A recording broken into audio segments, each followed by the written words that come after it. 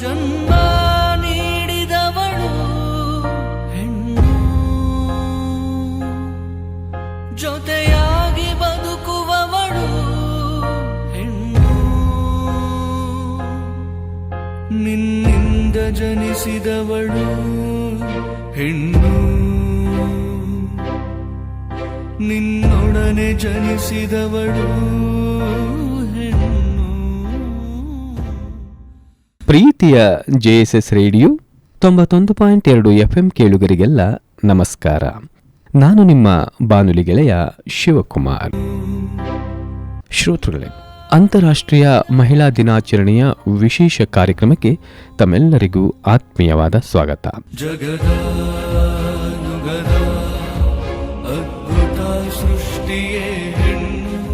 ಮಹಿಳೆ ಎಂದರೆ ಕೇವಲ ಒಂದು ಪದವಲ್ಲ, ಅದು ಶಕ್ತಿ, ಸಹನೆ, ತ್ಯಾಗ ಮತ್ತು ಸಾಧನೆಯ ಪ್ರತಿರೂಪ. ಕುಟುಂಬದ ನಾಂದಿಯಾಗಿ, ಸಮಾಜದ ದೀಪವಾಗಿಯೂ, ದೇಶದ ಹೆಮ್ಮೆಯಾಗಿ ಬೆಳಗುತ್ತಿರುವ ಅನೇಕ ಮಹಿಳೆಯರಲ್ಲಿ ಇಂದು ನಮ್ಮೊಂದಿಗಿದ್ದಾರೆ ಒಬ್ಬ ವಿಶೇಷ ಅತಿಥಿ.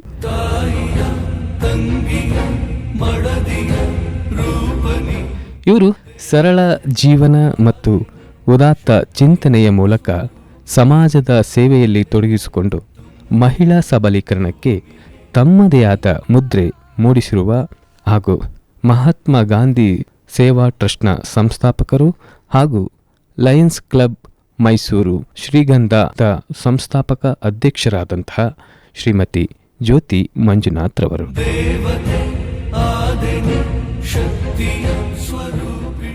ಮೇಡಮ್, ಕಾರ್ಯಕ್ರಮಕ್ಕೆ ಆತ್ಮೀಯವಾದ ಸ್ವಾಗತ. ನಮಸ್ತೆ ಸರ್. ಹಾಗೂ ಮಹಿಳಾ ದಿನಾಚರಣೆಯ ಶುಭಾಶಯಗಳನ್ನು ಕೋರ್ತೇನೆ ತಮಗೆ. ಧನ್ಯವಾದಗಳು ಸರ್.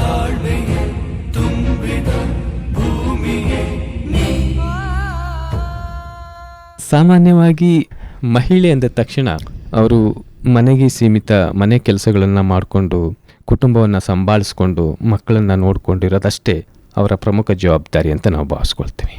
ಅದನ್ನು ನಿಭಾಯಿಸಲಿಕ್ಕೇ ಸಾಕಷ್ಟು ಸವಾಲುಗಳಿರುತ್ತೆ, ಕಷ್ಟ ಇರುತ್ತೆ. ಅಂತಹ ಸವಾಲುಗಳ ನಡುವೆಯೂ ತನ್ನ ಕುಟುಂಬವನ್ನೂ ಸಹ ನಿಭಾಯಿಸ್ಕೊಂಡು ಸಮಾಜ ಸೇವೆಯನ್ನು ಸಹ ಮಾಡ್ತಾ ಬರ್ತಾ ಇದ್ದೀರಿ.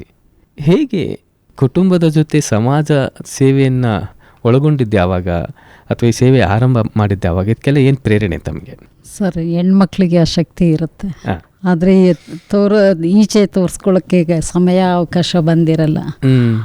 ಒಂದು 20 ವರ್ಷದ ಕೆಳಗೆ ಅನ್ಕೋತೀನಿ, ನಾನು ಮದುವೆಯಾಗಿ 25 ವರ್ಷದ ಮೇಲಾಯಿತು. 20 ವರ್ಷದ ಕೆಳಗೆ ನಮಗೆ ನಮ್ಮ ಫ್ಯಾಮಿಲಿ ಫ್ರೆಂಡಾಗಿ ರಾಜೀವ್ ಸರ್ ನಮಗೆ ಒಡನಾಟ ಅವ್ರದ್ದು ನಮ್ಮದು ಇತ್ತು.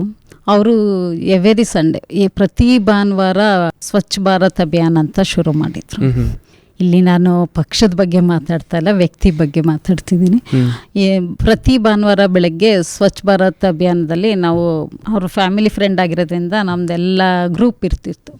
ಅಲ್ಲಿ ಹಾಕೊಳ್ಳೋರು ಇಂಥ ಭಾನುವಾರ ಬೆಳಗ್ಗೆ 7 ಗಂಟೆಯಿಂದ 9 ಗಂಟೆ ತನಕ ಈ ಥರ ಸೇವಾ ಕಾರ್ಯಕ್ರಮ ಶ್ರಮದಾನ ಮಾಡ್ತೀವಿ ಅಂತ. ಆವಾಗ ನಮ್ಗೆ ಅನ್ನಿಸ್ತು, ನಮ್ಮ ಸಂಸಾರ, ನಮ್ಮ ಮಕ್ಕಳು, ನಮ್ಮ ಮನೆಯದು ನಾವು ಪ್ರತಿ ನಿಮಿಷ ದಿನ ಮಾಡ್ತಾನೆ ಇರ್ತೀವಿ. ಸಮಾಜಕ್ಕೆ ನಾವು ವಾರಕ್ಕೆ 2 ಅವರ್ ಕೊಡೋದಕ್ರಲ್ಲಿ ಏನು ತಪ್ಪಿದೆ? ಭಾನುವಾರ ನಾನು ನಮ್ಮ ಯಜಮಾನ್ರೊಟ್ಟು ಮಾತಾಡಿಕೊಂಡು ಪ್ರತಿ ಭಾನುವಾರ ಮಿಸ್ ಮಾಡಿದೆ, ಹೋಗಿ ಜಾಯ್ನ್ ಆಗಿ ಮಾಡ್ತಿದ್ವಿ. ಯಾಕಂದರೆ ಅದೊಂದು ಸುವರ್ಣ ಅವಕಾಶ ಅಂತ ಹೇಳೋಕ್ಕೆ ಇಷ್ಟಪಡ್ತೀನಿ ಸರ್. ನಾನು ನನಗೆ ಅದು ಒಳಗಡೆ ಇದ್ರೂ ಇಬ್ಬರೇ ಹೋಗಿ ಕೆಲಸ ಮಾಡಿದ್ರೆ ಸಮಾಜ ಏನನ್ನಲ್ಲ, ಇವ್ರಿಗೇನು ತಲೆ ಸರಿ ಇಲ್ವಾ? ಅದೇ ಒಂದು ಸಂಸ್ಥೆ ಕೆಳಗಡೆ ಒಬ್ಬರು ವ್ಯಕ್ತಿ ಕೆಳ ಒಂದು ಟೀಮಲ್ಲಿ ವರ್ಕ್ ಮಾಡಿದಾಗ ಅದು ಎಷ್ಟು ದೊಡ್ಡ ಗಲೀಜಾಗಲಿ ಅದು ಮಾಡ್ತಾ ಇದ್ದಿದ್ದೆ ಪಬ್ಲಿಕ್ ಪ್ಲೇಸಸ್, ಹಾಸ್ಪಿಟಲ್ಲು, ದೇವಸ್ಥಾನ, ಪಾರ್ಕ್, ಇದನ್ನೇ ಸೆಲೆಕ್ಟ್ ಮಾಡಿ ಮಾಡ್ತಾ ಇದ್ದಿದ್ದು. ಅವಾಗ 2 ಅವರ್ ನಾವು ಹೋಗ್ತಾ ಇದ್ವಿ. ಅದೆಷ್ಟೇ ಗಲೀಜು ಕೆಲಸ ಆಗಿದ್ರು ಎಲ್ಲರೂ ಸೇರಿ ಮಾಡ್ತಾ ಇರೋದ್ರಿಂದ ಅಷ್ಟೇ ಖುಷಿ ಇರ್ತಿತ್ತು. ಬಿಫೋರ್ ಆಫ್ಟರ್ ಫೋಟೋ ತೆಗಿತಿದ್ವಿ ನಾವು, ಎಷ್ಟು ಗಲೀಜಾಗಿದ್ದ ಜಾಗ ಎಷ್ಟು ನೀಟ್ ಮಾಡಿದ್ವಿ ಅನ್ನುವಾಗ ಆ ಖುಷಿ ಇರ್ತಿತ್ತಲ್ಲ. ನಾವು ಒಂದು ಹಬ್ಬದ ಊಟ ಮಾಡಿ ತಿಂದಷ್ಟು ಖುಷಿ ಆಗ್ತಿತ್ತು. ಎಷ್ಟು ವರ್ಷದ ಹಿಂದಿನ ಮಾತಿದ್ದು? ಈ ಸರ್ ಒಂದು 17-18 ವರ್ಷ ಆಗ್ತಿತ್ತು. ಸತತವಾಗಿ ನಾವು ಅವ್ರು ಎಷ್ಟು ದಿನ ಮಾಡಿ 3 ವರ್ಷಗಳ ಕಾಲ ಸತತವಾಗಿ ಮಾಡಿದ್ರು ರಾಜು ಸರ್. ನಾವು ಫುಲ್ಲು ಅದನ್ನು ಒಂದು ದಿನನೂ ಮಿಸ್ ಆಗ್ತಿರ್ಲಿಲ್ಲ. ಅದೇ ಒಂದು ಟೀಮು, ಅದೊಂದು ಫ್ಯಾಮಿಲಿ ಥರ ಆಗೋಯ್ತು ನಮಗೆ. ಅಲ್ಲ, ನನಗೇನಂದರೆ ಹೆಣ್ಮಕ್ಳು ಮದುವೆಯಾಗಿ ಮನೆಗೆ ಬಂದಾಗ ಮನೆಯನ್ನು ನಿಭಾಯಿಸೋದಾಗಲಿ ಅಥವಾ ಮನೆಯನ್ನು ಗುಡಿಸಿ ಒರೆಸಿ ಇದನ್ನು ನೋಡ್ಕೊಳ್ಳೋದೇ ಕಷ್ಟ ಅನ್ನುವಾಗ ಸಮಾಜ ಮತ್ತು ಸಮುದಾಯವನ್ನು ಕೂಡ ಸ್ವಚ್ಛಗೊಳಿಸಬೇಕು ಅನ್ನೋ ಮನಸ್ಸು ಬರುತ್ತಲ್ಲ, ಬಹುಶಃ ತಾವು ಹೇಳ್ದಂಗೆ ಅದು ಹೆಣ್ಣಿಗೆ ಮಾತ್ರ ಬರೋದೇನೋ ಅಂತ ಅನಿಸುತ್ತೆ. ಸೊ ಸಮಾಜವು ಕೂಡ ಸ್ವಚ್ಛವಾಗಿರಬೇಕು, ಸ್ವಚ್ಛಂದವಾಗಿರಬೇಕು ಅಂತ. ಸೊ 17-18 ವರ್ಷದ ಹಿಂದೆ ಈ ಆಲೋಚನೆ ಬಂತು. ಬೀದಿಯಲ್ಲಿ ಇರುವಂತಹ ಕಸ ಕಡ್ಡಿಗಳನ್ನು ತೆಗೆದುಹಾಕುವ ಮೂಲಕ, ಸ್ವಚ್ಛಗೊಳಿಸುವ ಮೂಲಕ ತಮ್ಮ ಸಮಾಜ ಸೇವೆ ಆರಂಭ ಆಯಿತು. ಹಾಗೆಯೇ ತಾವು ಆರಂಭದಲ್ಲಿ ಸಾಕಷ್ಟು ಮಹಿಳಾ ಸ್ವಸಹಾಯ ಸಂಘಗಳನ್ನು ಆರಂಭ ಮಾಡ್ತೀರಿ, ಆ ಮೂಲಕ ಮಹಿಳಾ ಸಬಲೀಕರಣವನ್ನು ಕೈ ಹಾಕ್ತೀರಿ. ಬಹುಶಃ 16-17 ವರ್ಷದಿಂದನೇ ಅಂತ ಕಾಣಿಸುತ್ತೆ. ಸೊ ಆವಾಗಲೇ ನೀವು ಸ್ವಸಹಾಯ ಸಂಘಗಳನ್ನು ಸ್ಥಾಪಿಸಿ ಆ ಮೂಲಕ ಅವರನ್ನು ಸಬಲೀಕರಣ ಮಾಡುವಂಥ ಆಲೋಚನೆ ಹೇಗೆ ಬಂತು? ಸರ್, ನಾವು ಇದ್ದಿದ್ದ ಏರಿಯಾದಲ್ಲಿ ಮಿಡ್ಲ್ ಕ್ಲಾಸ್ ಜನನೇ ಜಾಸ್ತಿ ಇದ್ರು. ಅಲ್ಲಿ ಅಕ್ಕಪಕ್ಕ ನಾನು ನೋಡ್ತಾ ಇದ್ವಿ. ಒಂದು ಕೆಲಸ, ಒಂದು ಲೋನು ಆ ಥರ ಏನಾರು ಸಿಕ್ಕಿದ್ರೆ ಅವರು ಸ್ವಾವಲಂಬಿಯಾಗಿ ಜೀವನ ಕಟ್ಕೋತಾರೆ ಅನ್ನಿಸ್ತಿತ್ತು. ಏನಂದರೆ SHG ಗ್ರೂಪ್ ಮಾಡಿದ್ವಿ, ಸ್ವಸಹಾಯ ಸಂಘಗಳು. ಒಂದು ಮಾಡಿದೆ, ಇನ್ನೊಂದಷ್ಟು ಜನ ನಮ್ಮನ್ನು ಸೇರಿಸ್ಕೊಳ್ಳಿ 1, 2, 3, 4, 5 ಸೆಲ್ಫ್ ಹೆಲ್ಪ್ ಗ್ರೂಪ್ ನಾನೇ ಮಾಡಿದೆ. ನಾನು ಅಷ್ಟು ಕಡಿಮೆ ಅವಧಿಯಲ್ಲಿ ಅಷ್ಟು ಸಂಘಗಳು ಮಾಡಿರೋದ್ರಿಂದ ಕಾರ್ಪೊರೇಷನ್ನಿಂದ ಕೂಡ ಒಂದು ಒಕ್ಕೂಟದಲ್ಲಿ ಲೀಡರ್ಶಿಪ್ ನನಗೆ ಕೊಟ್ಟರು. ಆವಾಗ ಒಕ್ಕೂಟ ಅಂತ ಮಾಡಿದ್ವಿ. ಆ ಒಕ್ಕೂಟ ಮಾಡಿ 25 ಸಂಘಗಳು ಸೇರಿ ಒಕ್ಕೂಟ ಆಗಿ, ಆ ಒಕ್ಕೂಟದ ಹೆಣ್ಮಕ್ಳನ್ನೆಲ್ಲ ಮಂತ್ಲಿ ಒಂದು ಸಭೆ ಮಾಡ್ತಾಯಿದ್ವಿ. ಅಲ್ಲಿ ನಾವು ಮಂತ್ಲಿ 200 ಕಲೆಕ್ಟ್ ಮಾಡ್ತಾಯಿದ್ವಿ. ಅದರಿಂದ ಅವ್ರಿಗೆ ನಾವೇ ಲೋನ್ ಕೊಡ್ತಾಯಿದ್ವಿ. ಯಾವ ಬ್ಯಾಂಕ್ ಅವಶ್ಯಕತೆ ಇರಲಿಲ್ಲ. ಅವ್ರಿಗೆ 50,000 1 ಲಕ್ಷದ ತನಕ ನಾವೇ ಕೊಡ್ತಿದ್ವಿ, ಅಲ್ಲಿ ಸೇವಿಂಗ್ಸ್ ಮಾಡಿ. ಆಮೇಲೆ ಅವ್ರಿಗೆ ಒಂದೊಂದು ಟ್ರೈನಿಂಗ್ ಯಾಕೆ ಕೊಡಿಸ್ಬಾರ್ದು? ಬ್ಯೂಟಿಷಿಯನ್, ಹೊಲಿಗೆ ತರಬೇತಿ, spoken English, artificial jewellery, computers, RUDSET ತನಕ ಕನೆಕ್ಷನ್ ಮಾಡಿಕೊಂಡು ತರಬೇತಿಗಳನ್ನ ಕೊಡಿಸಿದ್ವಿ ಅವ್ರಿಗೆ. ತರಬೇತಿ ಆದಮೇಲೆ ನೆಕ್ಸ್ಟ್ ಅವ್ರಿಗೆ ಲೋನ್ ಬೇಕು, ಶಾಪು, ಈ ಕಂಪ್ಯೂಟರ್ ಸೆಂಟ್ರು, ಮೊಬೈಲ್ ರಿಪೇರಿ, ಇದೆಲ್ಲ ಒಂದೊಂದು ಸಣ್ಣ ಪುಟ್ಟ ಲೋನು ನಮ್ಮ ಅವಶ್ಯಕತೆಯಲ್ಲಿ ಆಗಷ್ಟು ನಾವು ಒಕ್ಕೂಟದಿಂದನೇ ಲೋನ್ ಕೊಟ್ವಿ. ನಮ್ಮ ಶಕ್ತಿ ಮೀರಿದ್ದಕ್ಕೆ ಬ್ಯಾಂಕ್ ಸಹಾಯ ತಗೊಂಡ್ವಿ. ಅದ್ರ ಮುಖಾಂತರ ಕೂಡ ಅವ್ರಿಗೆ ಲೋನ್ಸ್ ಕೊಡಿಸಿ ಸ್ವಾವಲಂಬಿಯಾಗಿ ಜೀವನ ಕಟ್ಕೊಳ್ಳಿಕ್ಕೆ ದಾರಿ ಮಾಡಿಕೊಟ್ವಿ. ಎಷ್ಟು ಸ್ವಸಹಾಯ ಸಂಘಗಳನ್ನು ಒಟ್ಟು ಸ್ಥಾಪಿಸಿದ್ರಿ ತಾವು? ನಾನು ಸ್ವಂತವಾಗಿ 5 ಮಾಡಿದ್ದೆ ಸರ್. ಒಕ್ಕೂಟ ಅಂತ ಮಾಡಿದಾಗ ಎಲ್ಲರೂ ನಮ್ಮ ಕನ್ಸಲ್ಟೆನ್ಸಿಲೇ ಬಂದು ಮಾಡಿದ್ದು. 25 ಸೆಲ್ಫ್ ಹೆಲ್ಪ್ ಗ್ರೂಪ್ಗೆ ಒಂದು ಒಕ್ಕೂಟ ಅಂತ ಇರುತ್ತೆ, ಅದನ್ನು ಮ್ಯಾನೇಜ್ ಮಾಡ್ತಾ ಇದ್ವಿ. ಅಲ್ಲಿ ಸ್ವತಂತ್ರ ದಿನಾಚರಣೆ, ಗಣರಾಜ್ಯೋತ್ಸವ, ಕನಕ ಜಯಂತಿ ಸಕ್ರಿಯವಾಗಿ ಅದರಲ್ಲೂ ತೊಡಗಿಸ್ಕೊಂಡು ಕಲ್ಚರ್ ಆಕ್ಟಿವಿಟೀಸ್ ಮಾಡ್ತಿದ್ವಿ. ಅಲ್ಲ, ಒಂದು ಸಂಸ್ಥೆ ಅಥವಾ ಒಂದು ಸರ್ಕಾರ ಮಾಡುವಂಥ ಕೆಲಸವನ್ನು ತಾವು ಇಂಡಿವಿಜುವಲ್ ಆಗಿ ವೈಯಕ್ತಿಕವಾಗಿ ಆರಂಭ ಮಾಡ್ತೀರಿ. ಆರಂಭದಲ್ಲಿ 5 ಸಂಘಗಳನ್ನು ಒಗ್ಗೂಡಿಸೋದು ಅದು ದೊಡ್ಡ ಸಾಹಸನೇ. ಒಂದು ಸೆಲ್ಫ್ ಹೆಲ್ಪ್ ಗ್ರೂಪಲ್ಲಿ 20-25 ಜನ ಅಂದರೆ ಆಲ್ಮೋಸ್ಟ್ 200 ಜನ, ಒಂದು 100-200 ಜನ ಅಷ್ಟು ನೀವು ಒಗ್ಗೂಡಿಸಿದ್ರಿ, ಅವ್ರಿಗೆ ತರಬೇತಿಯನ್ನು ಕೊಡಿಸಿದ್ರಿ. ಆವಾಗ ಒಂದು ಬದುಕುವಂಥ ಕೌಶಲ್ಯ, ಭರವಸೆಯನ್ನು ಬಹುಶಃ ಅಂತಹ ಮಹಿಳೆಯರಲ್ಲಿ ಹುಟ್ಟಿಸಿದ್ರಿ ಆ ಸಂದರ್ಭದಲ್ಲೇ. ಸೊ ಅದು ಸಾಲದು ಅಂತ ತಾವು ಮತ್ತೆ ಮಹಾತ್ಮ ಗಾಂಧಿ ಟ್ರಸ್ಟ್ ಅಂತ ಒಂದು ಆರಂಭ ಮಾಡ್ತೀರಿ. ಅದು ಯಾವಾಗ ಆರಂಭ ಮಾಡಿದ್ರಿ? ಅದರ ಉದ್ದೇಶ ಏನಿತ್ತು? ಅದರ ಉದ್ದೇಶ ಇದೆಲ್ಲ ಒಂದೇ ನಿಟ್ಟಿನಲ್ಲಿ ಬರೋದು ಸರ್. ನನಗೆ ಏನಂದರೆ ಹೆಣ್ಣು ಮಕ್ಕಳು ತುಂಬ ಕಷ್ಟಪಟ್ಟು ಜೀವನ ಮಾಡೋದು ನೋಡಿ ಅಭ್ಯಾಸ ಆಗಿತ್ತು. ಇದು ಗ್ರಾಮೀಣ ಪ್ರದೇಶದ ಹೆಣ್ಮಕ್ಳಿಗೆ ಏನಾರ ಮಾಡಬೇಕು. ಸಿಟಿಲಿ ಸೆಲ್ಫ್ ಹೆಲ್ಪ್ ಗ್ರೂಪ್ ಅಂತ ಮಾಡ್ಕೊಂಡಿದ್ದೀನಿ. ಗ್ರಾಮೀಣ ಪ್ರದೇಶದ ಹೆಣ್ಮಕ್ಳು ನಿಮ್ಗೆ ಗೊತ್ತಿರೋಂಗೆ 25-30 ಕಿಲೋಮೀಟರ್ ಸುತ್ತ ಭಾಗ ಲೇಔಟ್ಗಳಾಗೋಗಿದೆ. ಇರೋ ತುಂಡು ಭೂಮಿನೆಲ್ಲ ರೈತರು ಕಳ್ಕೊಂಡಿದ್ದಾರೆ. ಆ ಹೆಣ್ಮಕ್ಳು ಸ್ವಲ್ಪ ಅಲ್ಪ ಓದಿದ್ದಾರೆ, ಜಮೀನಲ್ಲಿ ಹೋಗಿ ಕೆಲಸ ಮಾಡಲ್ಲ, ಗಾರೆ ಕೆಲಸ ಮಾಡ್ಲಿಕ್ಕೆ ಹೋಗಲ್ಲ. ಅವ್ರಿಗೇನಾದರೂ ಮಾಡಬೇಕಲ್ಲ ಅಂತ ಬಂದಾಗಲೇ ಹೊಲಿಗೆ ತರಬೇತಿ ಶಿಬಿರ ಶುರು ಮಾಡೋ ಪ್ಲ್ಯಾನ್ ಬಂತು ಸರ್. ಹೊಲಿಗೆ ತರಬೇತಿ ಒಂದ್ಸಲಿ ನಾನು ಕಷ್ಟಪಟ್ಟು ಮಿಷಿನ್ಗಳಿಗೆ ಇನ್ವೆಸ್ಟ್ ಮಾಡಿದ್ರೆ ಆ ಹೆಣ್ಮಕ್ಳಿಗೆ ತರಬೇತಿ ಕೊಡ್ಸೋಣ ಫಸ್ಟು. ಅಲ್ಲಿ ತನಕ ನಾನು ನೋಡಿದ್ದೆ ಮಿಷಿನ್ಗಳು ಕೊಡ್ತಾಯಿದ್ವಿ ನಾವು ನಮ್ಮ ಕ್ಲಬ್ಗಳಿಂದ. ಕೊಟ್ಟಾಗ ಉಚಿತವಾಗಿ ಕೊಟ್ಟಾಗ ಅವ್ರಿಗೆ ವ್ಯಾಲ್ಯೂ ಗೊತ್ತಿರೋದು. ಅದನ್ನು ಅವ್ರ ಅಣ್ಣನೋ ತಮ್ಮನೋ ಅಪ್ಪನೋ ಗಂಡನೋ ಯಾರಾದರೂ ಆಫ್ ರೇಟು ಚೀಫ್ ರೇಟು ಮಾರ್ತಾಯಿದ್ರು. ಅವಾಗ ಅನ್ನಿಸ್ತು ಅವಳಿಗೆ ಆ ವಿದ್ಯೆ ಗೊತ್ತಿದ್ರೆ ಆ ಮಾರಕ್ಕೆ ಬಿಡ್ತಾ ಇರಲಿಲ್ಲ. ನಾವು ವಿದ್ಯೆ ಕಲಿಸಿ ಮಿಷಿನ್ ಕೊಟ್ಟಾಗ ಅದಕ್ಕೊಂದು ಅರ್ಥ ಇರುತ್ತೆ. ಹಾಗಾಗಿ ನಮಗೆ ತಲೆಗೆ ಬಂದಿದ್ದು ಹೊಲಿಗೆ ತರಬೇತಿ ಶಿಬಿರ, ಉಚಿತವಾಗಿ ಶಿಬಿರ ಮಾಡಬೇಕು, ಅದಕ್ಕೊಂದಷ್ಟು ಇನ್ವೆಸ್ಟ್ ಮಾಡಬೇಕು. ನಿಮ್ಮ ಟ್ರಸ್ಟಿಂದ ಅದನ್ನು ಸ್ಥಾಪಿಸಿ ಅದರ ಸಂಸ್ಥಾಪಕ ಅಧ್ಯಕ್ಷರಾಗಿ ತಾವು ಕೆಲಸವನ್ನು ಮಾಡ್ತೀರಿ. ಆ ಮೂಲಕ ಏನೆಲ್ಲ ಬ್ಯಾಲೆನ್ಸ್ ಇತ್ತು ಸಪೋರ್ಟ್ ಮಾಡಬೇಕಾದ್ರೆ, ಸೊ ಅಂತಹ ಸಪೋರ್ಟನ್ನು ತಮ್ಮ ಸಂಸ್ಥೆ ಕಡೆಯಿಂದ ಆರಂಭ ಮಾಡ್ತೀರಿ. ಮತ್ತು ಹಾಗೆಯೇ ತಾವು ಏನು ಶೂನ್ಯ ಕಸ ಅಂತ ಕಾರ್ಪೊರೇಷನ್ ಜೊತೆಗೆ ಸೇರಿ ಕೆಲಸ ಮಾಡ್ತೀರಿ, ಅದ್ರ ಬಗ್ಗೆ ಏನದು ಹೇಗೆ ಆರಂಭ ಆಗಿದ್ದು? ಅದು ಒಂದು ಹಿಂಗೆ ಆಕಸ್ಮಿಕ ಸರ್. ಅಂದರೆ ಇದು ಬೆಟ್ಸೂರ್ ಮಠ ಅಂತ ಕಮಿಷನರ್, ಹೌದು, ಅವ್ರ ಹೆಸರು ತಗೊಳಕ್ಕೆ ಇಷ್ಟಪಡ್ತೀನಿ. ಅವರು ಆ ನಿಟ್ಟಿನಲ್ಲಿ ತುಂಬ ವೆಲ್ಲೂರ್ ಶ್ರೀನಿವಾಸನ್ ಅಂತ ತಮಿಳ್ನಾಡಿಂದ ಒಬ್ಬರು ಬಂದರು ಸರ್. ಆ ಯಪ್ಪ ತುಂಬ ಟ್ಯಾಲೆಂಟೆಡ್ ಮನುಷ್ಯರು. ಅವರು ಯಾಕೆ ಕಸದಲ್ಲಿ ಹೆಚ್ಚು ಕಸ ಇದು ಮಾಡದೇ ಇರೋ ಥರ ಮಾಡಬೇಕು ಅಂದ್ಬಿಟ್ಟು ಆವಾಗ ಕಸ ವಿಂಗಡಣೆ ಅಂತ ಶುರು ಮಾಡಿದ್ವಿ. ಫಸ್ಟ್ ಏನು ಮಾಡಿದ್ವಿ, ಮಾರ್ಕೆಟ್ಗಳು APMC RMC ಮಾರ್ಕೆಟ್ ಎಲ್ಲ ತೊಗೊಂಡ್ವಿ. ವೇಸ್ಟ್ ತರಕಾರಿಗಳೇ ಲೋಡ್ ಗಟ್ಟಲೆ ಬರ್ತಾಯಿತ್ತು. ಆ ತರಕಾರಿನೆಲ್ಲ ಲೋಡ್ ತೊಗೊಂಡು ಅದನ್ನು ಪಿಂಜರ ಪೌಲಲ್ಲಿ ನಾವು ವಾಶ್ ಮಾಡಿಸ್ತೀವಿ. ವಾಶ್ ಮಾಡಿಸಿ ಕಟ್ ಮಾಡಿ ಚಾಪ್ ಮಾಡಿಸಿ ಪಿಂಜರ ಪೋಲು ಗೋವುಗಳಿಗೆ ಕೊಡೋದು. 1 ಟನ್ಗಿಷ್ಟು ಅಂತ. ಅದಕ್ಕೆ SAG ಗ್ರೂಪು ಹೆಣ್ಮಕ್ಳನ್ನ ಬಳಸ್ಕೊಂಡ್ವಿ. ಅವ್ರಿಗೆ ಮಂತ್ಲಿ ಸ್ಯಾಲ್ರಿ ಇಷ್ಟು ಅಂತ ಕೊಡೋದು. ಇಲ್ಲಿ ವೇಸ್ಟು ಹೋಗೋದು, ಗಾರ್ಬೇಜ್ ಆಗೋದು ತಪ್ಪುತ್ತೆ. ಇಲ್ಲಿ ಹಸುಗಳಿಗೆ ರಾ ಫುಡ್ ಸಿಗುತ್ತೆ, ಈ ಹೆಣ್ಮಕ್ಳಿಗೆ ಕೆಲಸ ಸಿಗುತ್ತೆ. ಈ 3 ನಿಟ್ಟಿನಲ್ಲಿ ತೆಗೆದು SAG ಗ್ರೂಪ್ ಹೆಣ್ಮಕ್ಳು ಯಾರು ನಿಮಗೆ ಕೆಲಸದ ಅವಶ್ಯಕತೆ ಇದೆ, ಯಾರು ಮಾಡ್ತೀರಿ ಅವ್ರನ್ನ ತೆಕ್ಕೊಂಡು ಪಿಂಜರಾ ಪೋಲಲ್ಲಿ ಟೈಅಪ್ ಮಾಡಿ 1 ಟನ್ಗೆ 2,000 ರೂಪಾಯಿ. ಅದಕ್ಕೆ ವೆಹಿಕಲ್ ಇಟ್ಟು ಅದಕ್ಕೆ ಡ್ರೈವರ್ ತೊಗೊಂಡು ಅದು ತುಂಬಲಿಕ್ಕೆ ಲೋಡು ಅನ್ಲೋಡ್ಗೂ ಹೆಣ್ಮಕ್ಳಿಗೆ ಅವಕಾಶ ಮಾಡಿಕೊಟ್ಟು ಅಲ್ಲೂ ಹೆಣ್ಮಕ್ಳಿಗೆ ಕೆಲಸ ಆಯಿತು. ಇಲ್ಲಿ ಚಾಪ್ ಮಾಡ್ಸೋಕ್ಕೆ ಹೆಣ್ಮಕ್ಳಿಗೆ ಕೆಲಸ ಆಯಿತು. ಇಲ್ಲಿ ಹುಲ್ಲು ಕಡಿಮೆ ಆಯಿತು ಸರ್. ಆ ಅಮೌಂಟ್ ಇವ್ರು ಕೊಡ್ತೀವಿ ಅಂತ ಪಿಂಜರಾ ಪೋಲಿಂದ ಒಪ್ಕೊಂಡ್ರು. ಹಾಗಾಗಿ ಉದ್ಯೋಗ ಅವಕಾಶ ಆಯಿತು, ವೇಸ್ಟ್ ಕಡಿಮೆ ಆಯಿತು. ಇದೆಲ್ಲ ನಿಟ್ಟಿನಲ್ಲಿ ಕೆಲಸ ಮಾಡಿದ್ವಿ. ಉದ್ಯೋಗ ಸೃಷ್ಟಿಸ್ಕೊಳ್ಳೋದು ಪ್ರತಿಯೊಬ್ಬರಿಗೂ ಅವಶ್ಯಕತೆ ಇದೆ. ಆದರೆ ಉದ್ಯೋಗನ ಯಾವ್ಯಾವ ಕ್ಷೇತ್ರದಲ್ಲಿ ನಾವು ವೃದ್ಧಿಸ್ಕೊತೀವಿ ಅದು ಬಹಳ ಮುಖ್ಯ. ಆದರೆ ತಾವು ತಮ್ಮ ಉದ್ಯೋಗದ ಜೊತೆ ಸಮಾಜದ ಕಳಕಳಿ, ಸಮಾಜದ ಸ್ವಚ್ಛತೆ ಬಗ್ಗೆ ನೋಡಿ, ತಮ್ಮ ಉದ್ಯೋಗನೂ ಆಯಿತು, ಸಮಾಜಕ್ಕೆ ಸೇವೆನೂ ಆಯಿತು. ಇಂತಹ ಅದ್ಭುತವಾದ ಸೇವೆಯನ್ನು ತಾವು ಆರಂಭಿಸ್ತೀರಿ. ಅದಾದ ಮೇಲೆ ತಾವು ಲಯನ್ಸ್ ಕ್ಲಬ್ ಆಫ್ ಮೈಸೂರು ಶ್ರೀಗಂಧ ಈ ಸಂಸ್ಥೆಯನ್ನು ಸ್ಥಾಪಿಸ್ತೀರಿ ಅಥವಾ ಅಧ್ಯಕ್ಷರಾಗಿರ್ತೀರಿ. ಹೇಗೆ ಅದು ಸಂಘ ಶುರು ಮಾಡಿದ್ರಿ? ಅದಾದ ಮೇಲೆ ಮಹಾತ್ಮ ಗಾಂಧಿ ಟ್ರಸ್ಟನ್ನು ಶುರು ಮಾಡಿದ್ರಿ, ಅದಾದಮೇಲೆ ಲಯನ್ಸ್ ಕ್ಲಬ್ ಆಫ್ ಶ್ರೀಗಂಧ ಶುರು ಮಾಡಿದ್ರಿ. ಯಾಕೆ ಇದು ಆರಂಭ ಆಗಿದ್ದು? ಉದ್ದೇಶ ಏನು? ಇದರ ಹಿನ್ನೆಲೆ ಏನು? ಸರ್, ಕ್ಲಬ್ಬು ನನಗೆ ನೆಸಿಟಿ ಅಂತ ನಾನು ಹೋಗಲಿಲ್ಲ. ಕ್ಲಬ್ಬು ನೀವು ಸೋಷಿಯಲ್ ಸರ್ವಿಸ್ ಮಾಡ್ತೀರಲ್ಲ, ಬನ್ನಿ ಕ್ಲಬ್ಗೆ ಅಂತ ನಮಗೆ ಕ್ಲಬ್ಗೆ ಸೇರಿದ್ದು. ನಾನು ಕ್ಲಬ್ ನನಗೆ ಅವಶ್ಯಕತೆ ಇದೆ ಅಂತ ನಾನು ಕ್ಲಬ್ಗೆ ಹೋಗಲಿಲ್ಲ.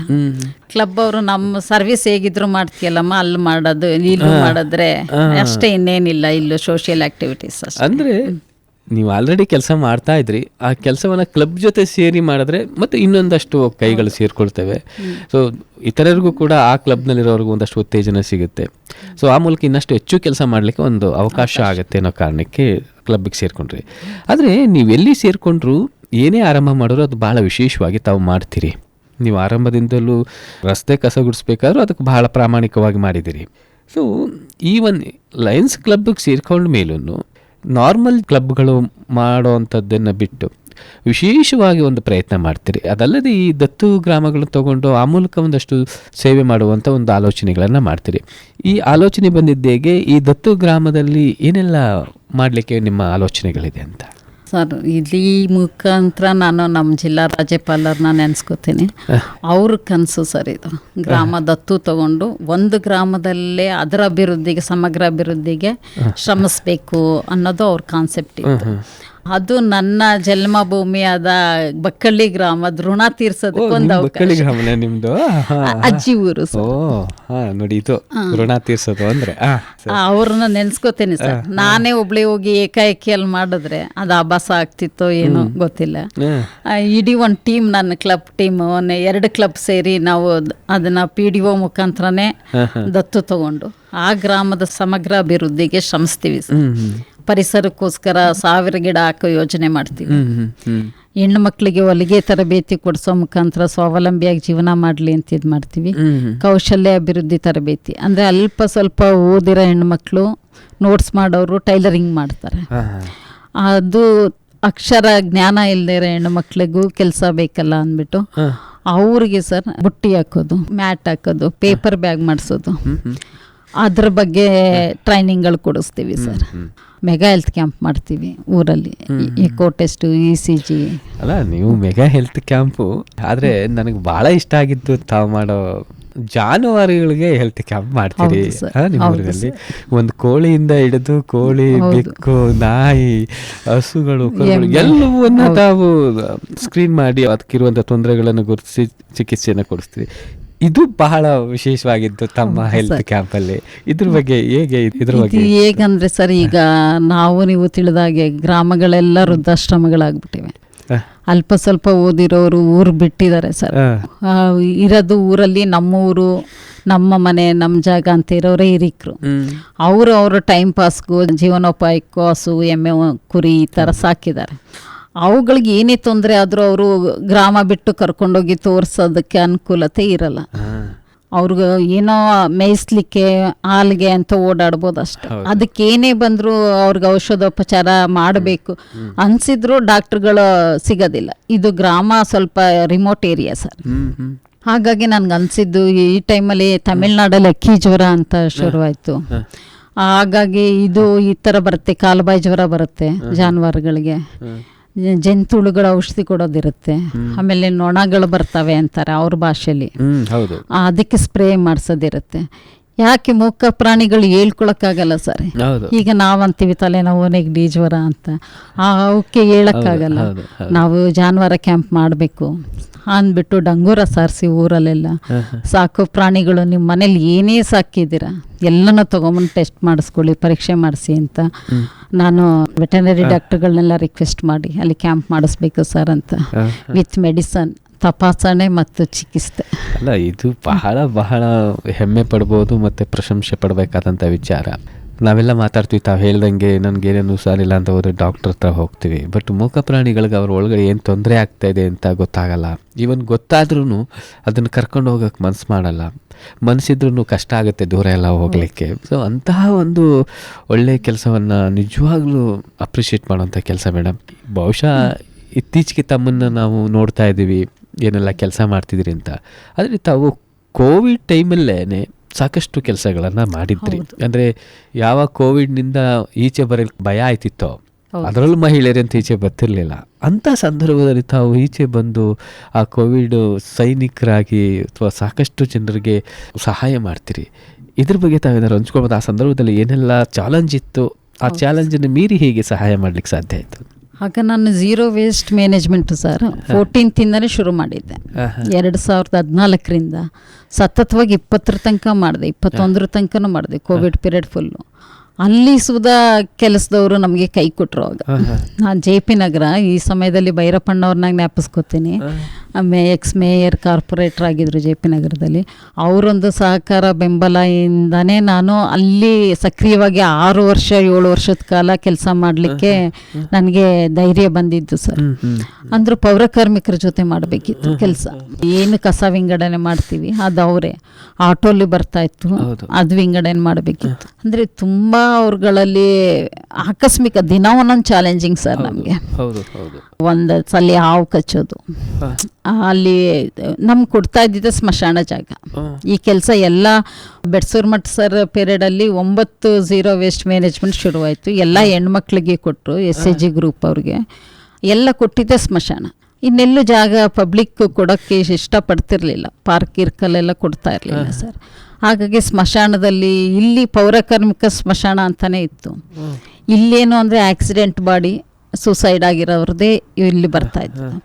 ಅದರಲ್ಲೂ ಅವ್ರು ಏನು ಅಂದರೆ ಟೈರ್ ಹಾಕಿ ಸುಟ್ಬಿಡೋದು, ಆ ಸ್ಮೆಲ್ ಬರೋದು, ಕೆಲಸದವರು ನೋಡಿಕೊಂಡು ಅರ್ಧ ಬೆಂದಿದೆ ಅಂತ ಬರ್ತಿರ್ಲಿಲ್ಲ. ಆಮೇಲೆ ಗಾಜು ರಫಾಗಿ ಕೆಲಸ ಮಾಡೋದು, ಗಾಜಲ್ಲಿ ಇದಾಗೋದು, ಅವ್ರು ಹಾಸ್ಪಿಟಲ್ ಕರ್ಕೊಂಡು ಹೋಗೋದು, ಸುಮಾರು ಡೈಲಿ ಒಂದೊಂದು ಚಾಲೆಂಜಿಂಗ್ ಸರ್. ಆಮೇಲೆ ಹಬ್ಬದ ಟೈಮ್ಗಳಲ್ಲಿ ಚಕ್ಕರ್ ಹಾಕ್ಬಿಡೋರು. ದಸರಾ ಸೀಸನ್ ತುಂಬ ಬರ್ತಾಯಿತ್ತು, ಗಾರ್ಬೇಜು, ಅವಾಗ ಹಂಗಾಗ್ತಿತ್ತು. ಅದೇ ಟೈಮಲ್ಲಿ ಈ ಕೋವಿಡ್ ಸರ್, ಅವಾಗೆಲ್ಲ ಚಕ್ಕರ್ ಹಾಕ್ಬಿಟ್ರು. ಯಾಕೆ ಹಿಂಗೆ ಮಾಡ್ತೀರಾ, ನಾನು ಬರ್ತೀನಿ ಬನ್ನಿ ಬರ್ತಾ ಇದ್ದೆ, ಅವರೊಟ್ಟಿಗೆ ನಿಂತ್ಕೋತಿದ್ದೆ, ಅವರೊಟ್ಟಿಗೆ ಊಟ ಮಾಡ್ತಾಯಿದ್ದೆ ನಾನು. ಆ ಭೇದ ಭಾವನೆ ತೋರಿಸ್ತಿರ್ಲಿಲ್ಲ. ಇಲ್ಲ ಮೇಡಮ್ ನಾವು ಬರಲ್ಲ. ಯಾಕೆ ಬರಲ್ಲ? ಅವ್ರ ಮನೆಗಳು ಗುಡಿಕೊಂಡು ಹೋದ್ವಿ. ನೋಡಿ, ಯಾರಾದರೂ ಅವ್ನು ಮಚ್ಚು ತೊಗೊಂಡು ಬರ್ತಾನೆ ಅಂದರೆ ನಾವು ದೊಣ್ಣೆ ಇಟ್ಕೊಂಡು ರೆಡಿ ಆಗ್ಬೋದು. ಇದು ಗಾಳಿಲಿ ಬರೋ ಕಾಯಿಲೆ ಅಮ್ಮನವ್ರೆ, ನಾವು ಹೆಂಗೆ ಬರೋದು? ಭಯ. ಜೀವ ಇದ್ರೆ ಗೈಕೊಂಡು ತಿಂತೀವಿ. ನಮ್ಮ ಜೀವನೇ ಹೋಗ್ಬಿಟ್ರೆ ಬೇಡ, ನಾವು ಬರಲ್ಲ, ನಾವು ಗಂಜಿನೋ ನೀರೋ ಅಂಬ್ಲಿ ಕುಟ್ಕೊಂಡು ಮನೇಲಿ ಇರ್ತೀವಿ, ಬರಲ್ಲ ಅಂತ. ಇಲ್ಲ, ನಾನಿದ್ದೀನಿ ನಿಮ್ಮೊಟ್ಟಿಗೆ, ಬನ್ನಿ, ಏನಾಗಲ್ಲ, ವ್ಯಾಕ್ಸಿನೇಷನ್ ಮಾಡಿಸ್ದೆ. ಅದು ಮಾಡಿಸ್ಕೊಂಡು ಹೋಗ್ತಾ ಅವ್ರ ಫ್ಯಾಮಿಲಿಗೆ ಮಾಡಿಸೋಣ ಅನ್ನಿಸ್ತು, ಅವ್ರ ಫ್ಯಾಮಿಲಿ, ಅವ್ರ ಏರಿಯಾ. ಹಾಗಾಗಿ ಇದನ್ನ ಯಾಕೆ ನಾನು ಪಾರ್ಟ್ ಟೈಮ್ ಮಾಡ್ಕೊಂಡೇ ಹೋಗ್ಬಾರ್ದು? ಹೇಗೂ ಒಂದೇ ಸಲ ಸಾಯೋಕ್ಕಾಗೋದು, 2 ಸಲ ಆಗಲ್ಲ. ಹುಟ್ಟಿದ್ದೀವಿ, ಏನೋ ಒಂದು ಮಾಡಿಬಿಟ್ಟು ಹೋಗೋದು. ಏನಾಗುತ್ತೆ ಅದು ಮಾಡೋಣ. ಇಲ್ಲಿ ಎಜುಕೇಷನ್ ನನಗೆ ಕೆಲವೊಂದು ಸಮಯದಲ್ಲಿ ಅಡ್ಡಿ ಆಯಿತು ಸರ್. ಇನ್ನೆಲ್ಲೂ ನನಗೆ ನನ್ನ ಎಜುಕೇಷನ್ನು ನಾನು ಮಾಡೋ ಕೆಲಸಕ್ಕೆ ಅಡ್ಡಿ ಅನ್ನಿಸ್ಲಿಲ್ಲ ಸರ್. ತಮ್ಮದೇನು ಎಜುಕೇಷನ್? ಶಾಲೆ ಅಲ್ಲ, ಮಾಸ್ಟರ್ ಡಿಗ್ರಿ ಅಥವಾ ಇಂಜಿನಿಯರಿಂಗು ಏನೇನೋ ಮಾಡಿ ಏನೂ ಸಮಾಜಕ್ಕೆ ಸೇವೆ ಮಾಡೋದವರು ಇದ್ದಾರೆ. ಆದರೆ ಬರೀ ಹೈಸ್ಕೂಲ್ ಲೆವೆಲಲ್ಲಿ ಓದಿ ತಾವು ಈ ಹಂತದ ಆಲೋಚನೆಗಳಿದೆಯಲ್ಲ, ಒಂದು ಪ್ರೌಢಿಮೆ ಇದೆಯಲ್ಲ, ಆ ಪ್ರೌಢಶಾಲೆ ಓದಿನಿ ಈ ಪ್ರೌಢಿಮೆ ಇದೆಯಲ್ಲ, ಅದು ಮುಖ್ಯ. ಕಾಲೇಜ್ಗಳಲ್ಲಿ ಹೋಗಿ ಝೀರೋ ವೇಸ್ಟ್ ಬಗ್ಗೆ ನಾನು ಕ್ಲಾಸ್ ಕೊಟ್ಟಿದ್ದೀರಿ. ಅದನ್ನೇ ಬಹುಶಃ ಜನ ಏನು ಓದಿದೆ ಅನ್ನೋದಕ್ಕೆ ಮುಖ್ಯವಾಗಿ ನಾನು ಏನು ಆಲೋಚನೆ ಮಾಡ್ತೀನಿ, ಸಮಾಜಕ್ಕಾಗಿ ನಾನು ಏನು ಕೊಡ್ತೀನಿ, ಸಮಾಜ ನನಗೇನು ಕೊಡುತ್ತೆ ಅನ್ನೋದಕ್ಕಿಂತ ನಾನು ಸಮಾಜಕ್ಕೆ ಏನು ಕೊಡಬಲ್ಲೆ ಅನ್ನೋ ಆಲೋಚನೆಗಳಿದೆಯಲ್ಲ, ಬಹುಶಃ ಇದು ಜನರನ್ನು ಅಥವಾ ಜನ ಪರಿವಾರವನ್ನೇ ಒಂದು ಬದಲಾಯಿಸುವಂಥ ಒಂದು ನಾಯಕತ್ವದ ಗುಣ ಇದು ಅಂತ ನಾನು ಭಾವಿಸ್ಕೊಳ್ತೀನಿ. ಮೇಡಮ್, ತಾವು 18-20 ವರ್ಷಗಳಿಂದನೂ ತಮ್ಮ ಸೇವೆಯನ್ನು ಸಮಾಜಕ್ಕೆ ನೀಡ್ತಾ ಬರ್ತಾ ಇದ್ದೀರಿ. ಈ ಅರ್ಧ ಗಂಟೆಯಲ್ಲಿ ಅವೆಲ್ಲವನ್ನು ನನ್ನ ಕೈಲಿ ಖಂಡಿತ ಮಾತನಾಡಲಿಕ್ಕೆ ಸಾಧ್ಯ ಇಲ್ಲ ಅಥವಾ ತೆಗಿಲಿಕ್ಕೆ ಸಾಧ್ಯ ಇಲ್ಲ. ಪ್ರಮುಖವಾಗಿ ತಮ್ಮ ಒಂದು ಸಾಮಾಜಿಕ ಸೇವೆ ಮತ್ತು ಸಮಾಜಕ್ಕೆ ತೋರಿಸಿರುವಂಥ ಕಾಳಜಿ ಕುರಿತು ತಾವಿನ್ನೇನೆಲ್ಲ ಮಾಡಿದ್ದೀರಿ ಸರ್? ಈ ಹೆಣ್ಮಕ್ಳು ಹೇಳಿದ್ನಲ್ಲ ಸರ್, ಕೆಲವೊಬ್ಬರು ಎಜುಕೇಷನ್ ಇಲ್ಲದೆ ಇರೋರಿಗೆ ಸರ್, ನಮಗೇನಾದರೂ ಅಂದಾಗ ನನಗೆ ತಲೆಯಲ್ಲಿ ಬಂದಿದ್ದು ಫುಡ್ ಐಟಮ್ಸ್. ಈ ಹಪ್ಪಳ, ಉಪ್ಪಿನಕಾಯಿ, ಖಾರದ ಪುಡಿ, ಅಕ್ಕಿ ಹಿಟ್ಟು, ರಾಗಿ ಹಿಟ್ಟು, ಇದನ್ನೆಲ್ಲ ನೀವು ಮಾಡಿಕೊಡ್ತೀರಾ ಅಂತ ಕೇಳಿದೆ. ಹ್ಞೂ ಅಂದರು. ನನಗೆ ಒಂದು 4-5 ಜನ ಹೆಣ್ಮಕ್ಳು PG ನಡೆಸ್ತಾರೆ ನನ್ನ ಫ್ರೆಂಡ್ಗಳು. ಅವ್ರಿಗೆ ಕಾಲ್ ಮಾಡಿದೆ. ಅವ್ರಿಗೆ ನೋಡಿ, ನಾನಿಲ್ಲಿ ರೆಡಿ ಮಾಡಿಸಿದ್ರೆ ನೀವು ಬೈ ಮಾಡ್ತೀರಾ? ರೆಡಿ ಇವ್ರ ಕೆಲಸ ಕೊಡ್ಬೋದು ನಾನು, ಆದರೆ ಮಾರ್ಕೆಟಿಂಗ್ ಪ್ರಾಬ್ಲಮ್ ಆಗುತ್ತೆ. ಹಾಗಾಗಿ ಅಲ್ಲಿಂದನೇ ಅವ್ರ ಮುಖ್ಯನೇ ಅವ್ರಿಗೆ ಫೋನ್ ಮಾಡಿದೆ ನಾನು. ನೋಡಿ, ನಾನಿಲ್ಲಿ ರೆಡಿ ಮಾಡಿಸ್ಕೊಟ್ರೆ ನೀವೆಲ್ಲಿ ಬೈ ಮಾಡ್ತೀರಮ್ಮ? ಬಂಡಿಪಾಳ್ಯ. ಸರಿ, ಅದೇ ರೇಟಿಗೆ ನಾವು ಇಲ್ಲಿ ಕೊಡ್ತೀವಿ ಅಂದರೆ ನೀವು ಇನ್ನೂ 2 ರೂಪಾಯಿ ಕಡಿಮೆ ಮಾಡಿಸ್ತೇನೆ, ನೀವು ಇಲ್ಲಿ ತಗೋತೀರಾ? ಆಯಿತು. ನಿಮ್ಮ ಉಸ್ತುವಾರಿ ಅಂದರೆ ನಮಗೆ ನೀಟಾಗಿರಬೇಕು, ಹೈಜೆನಿಕ್ ಆಗಿರಬೇಕು. ನೀವು ನಿಂತು ಮಾಡಿಸ್ತೀನಿ ಅಂದರೆ ನಮಗೆ ಅಡ್ಡಿ ಇಲ್ಲ, ತಗೋತೀವಿ. ಆವಾಗ ಶುರುವಾಯಿತು ಸರ್. APMCಯಿಂದ ಸಾಮಾನು ಹಾಕ್ಸಿ ನಾನು ತೊಗೊಂಡೋಗಿ ಅವ್ರಿಗೆ ಕೊಟ್ಟು, ಸ್ಟಾರ್ಟಿಂಗ್ ಸ್ವಲ್ಪ ಶ್ರಮ ತಗೊಂಡೆ. ಅವರು ನೀಟಾಗಿ ಒಂದು ಹಪ್ಳನೇ ಆಗಲಿ, ಉಪ್ಪಿನಕಾಯಿ ಆಗಲಿ, ಅದೇ ಟೇಸ್ಟ್ ಅದು ಇದು ಬರೋದಕ್ಕೆ ಮಾಡಿಸಿ ಅವರು ಕೊಟ್ಟು, ಅವರು ಸರಿ ನಮ್ಗೆ ಅಡ್ಜಸ್ಟ್ ಆಯಿತು ಅನ್ನೋ ತನಕ ಕೈ ಹಿಡಿದೆ ಸರ್. ಆಮೇಲೆ ಡೈರೆಕ್ಟ್ ಅವ್ರಿಗೆ ಮಾಡಿಕೊಟ್ಟೆ ನೇರವಾಗಿ. Beautiful madam. ಸಾಮಾನ್ಯವಾಗಿ ಒಂದು ಹೆಣ್ಣು ಮಗಳು ಅಂದರೆ ನಾನು ಮೊದಲು ಆರಂಭದಲ್ಲಿ ಹೇಳ್ದಂಗೆ ಮನೆಯ ಒಂದು ಕುಟುಂಬವನ್ನು ಸಂಭಾಳಿಸ್ತಾಳೆ, ಅವಳಿಗೆ ಅಷ್ಟೊಂದು ಸಾಮರ್ಥ್ಯ ಇದೆ. ಅದರಿಂದ ಆಚೆ ಒಂದಷ್ಟು ಸೇವೆಯನ್ನು ಕೂಡ ಮಾಡೋರು ನಾವು ಕೆಲವರು ನೋಡಿದ್ದೀವಿ. ಬಟ್ ಕುಟುಂಬ, ಸಮಾಜ ಮತ್ತು ಈ ನಾಯಕತ್ವದ ಗುಣ, ಈ 3 ಒಟ್ಟಿಗೆ ಇರೋ ವ್ಯಕ್ತಿಗಳ ಅಪರೂಪ. ಸೊ ಅದನ್ನು ತಾವು ಸಾಧಿಸಿದಿರಿ. ಸೊ ಇಂತಹ ನಾಯಕತ್ವದ ಗುಣ, ಕುಟುಂಬದ ಸಂಭಾಳಿಸುವಂಥದ್ದು, ಸಮಾಜ ಸೇವೆ ಮಾಡುವಂಥದ್ದು, ಈ 3 ಹೇಗೆ ಸಮತೋಲನಕ್ಕೆ ತರಲಿಕ್ಕೆ ಸಾಧ್ಯ ಆಯಿತು? ಇದ್ರದ್ದು ಏನು ಗುಟ್ಟು ಅಂತ, ತಮ್ಮಲ್ಲಿ ಯಾಕೆ ಸಾಧ್ಯ ಆಯ್ತಿದು ಅಂತ? ಫಸ್ಟು ನಾನು ಲಯನಿಸಮಲ್ಲಿ ಸರ್ ಅಧ್ಯಕ್ಷಲಾಗಲಿಕ್ಕೆ ಹಿಂದೇಟಾಗ್ತೆ. ಇಲ್ಲ, ನಾನು ಕೆಲಸ ಮಾಡ್ತೀನಿ, ಅಲ್ಲಿ ಕೂತ್ಕೋತೀನಿ, ನನಗೆ ಇಲ್ಲಿ ಬೇಡ, ಈ ಅವಕಾಶ ಬೇಡ ಅಂತ. ನಾನು ಯಾವಾಗ ಬೇರೆ ಕ್ಲಬ್ಬಲ್ಲಿ ಇದ್ದು ಅಲ್ಲಿ ಅವಕಾಶ ಇಲ್ಲ ಅಂದಾಗ ನಾನು ಹುಟ್ಟಾಕಿದ್ದೆ ಟ್ರಸ್ಟ್. ಯಾರೋ ನಿಮ್ಮ ಥರ ಹೇಳಿದ್ರು, ನೀವು ಒಂದು ಟ್ರಸ್ಟ್ ಮಾಡಿಕೊಂಡ್ರೆ ನಿಮ್ಗೆ ಎಲ್ಲಿ ಏನು ಮಾಡ್ಬೋದು, ಸ್ವತಂತ್ರವಾಗಿ ಮಾಡ್ಬೋದಲ್ಲ ಮೇಡಮ್ ಅಂದಾಗ ದಿಢೀರಂತ ಆ ಕ್ಲಬ್ಗೆ ರಿಸೈನ್ ಮಾಡಿ ಟ್ರಸ್ಟ್ ಹುಟ್ಟಾಕಿದೆ. ಟ್ರಸ್ಟ್ ಹುಟ್ಟಾಕಿ ಅದರಲ್ಲಿ ಸಮಾಜಮುಖಿ ಕೆಲಸ ಶುರು ಮಾಡಿದಾಗ ನಮ್ಮ ಜಿಲ್ಲೆ ಮೇರು ನಾಯಕರಾದ ಲಯನ್ಸಲ್ಲಿ ಕೆ ದೇವೇಗೌಡರು, ಕೃಷ್ಣೇಗೌಡರು ಸರ್ ಒಮ್ಮೆ ಹೀಗೆ ಬನ್ನಿ ಮಾತಾಡುವ ಬನ್ನಿ ಅಂತ ಕರೆಸಿದ್ರು. ನಾನು ಅಣ್ಣಂದಿರು ಅಂತಲೇ ಹೇಳ್ತೀನಿ, ಅವ್ರನ್ನ ಕರೆಸಿ ಒಂದು ನೇಮ್ ಹೇಳಿ ಅಂದರು. ಏನೋ ಫೋನಲ್ಲಿ ಮಾತಾಡ್ತಿದ್ರು, ಯಾರಿಗೋ ಬೇಕೇನೋ ಅಂದ್ಬಿಟ್ಟು ಶ್ರೀಗಂಧ ಅಂತ ಅಂದೆ. ಅದೇ ನಿಮ್ಮ ಕ್ಲಬ್ಬು, ನೀವೇ ಅಧ್ಯಕ್ಷರು. 2 ಮಾತು. ಇಲ್ಲ ಅಣ್ಣ, ನನಗಾಗಲ್ಲ, ನನಗೆ ಈ ಪ್ರೋಟೋಕಾಲ್ ಅಂತಲ್ಲ NSM ಇದೆ, ಅದನ್ನೇ ಅವ್ರು ಅಪ್ಲೈ ಮಾಡೋದು. ನನಗೆ ಅಷ್ಟೊಂದು ಸಿಸ್ಟಮೆಟಿಕ್ ಆಗಿ ನಾನು ಮೇಂಟೈನ್ ಮಾಡ್ತೀನಿ ಅಂತ ನನಗೆ ಧೈರ್ಯ ಇರಲಿಲ್ಲ.